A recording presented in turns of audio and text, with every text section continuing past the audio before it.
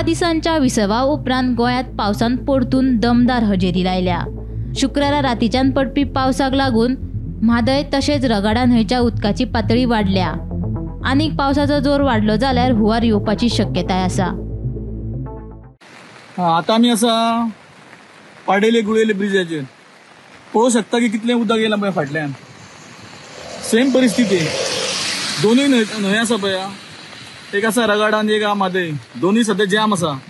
आनी जर मातसो पावस पडत जाल्यार परत उदक येवं शकता। पळय ही परिस्थिती सद्या आसा।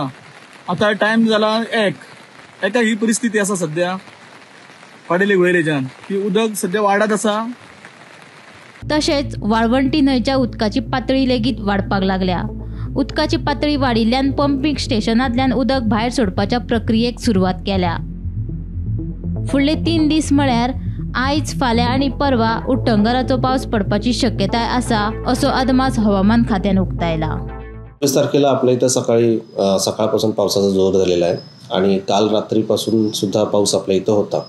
तर आपण जो आपल्या हवामानाचे आपण अंदाज दिले होते गेले 4 दिवसापासून आपण सांगत होतो की 24 आणि 23 पासून ते पुढचे 4 दिवस पावसाचा आपल्या इथं जोर वाढणार आहे।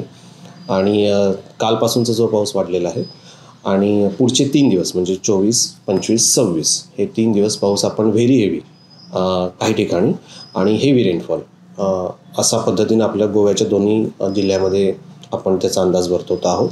सर्वदूर पाऊस राहील पुढचे 3 दिवस आणि पावसाचं जे हे वितरण आहे ते पुढचे 7 दिवस आपण कॉन्स्टंट सांगतोय की पाऊस पडण्याचं म्हणजे क्लाउडीनेस आणि सोबत पाऊस हा चालू राहील।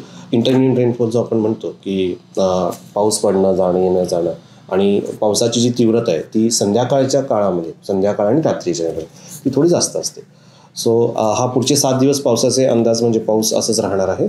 आणि जो व्हेरी हेवी रेनफॉल म्हणजे 20 सेंटीमीटरच्या वरती पाऊस असं काही ठिकाणी पुढचे 3 दिवस म्हणजे आयसोलेटेड प्लेसेसवरती आपण म्हणतोय आणि हेवी रेनफॉल म्हणजे 64 mm रेनफॉलच्या वरती हे असे पुढचे 3 दिवसाच्या याच्या दरम्यान पावसाचं वितरण आहे।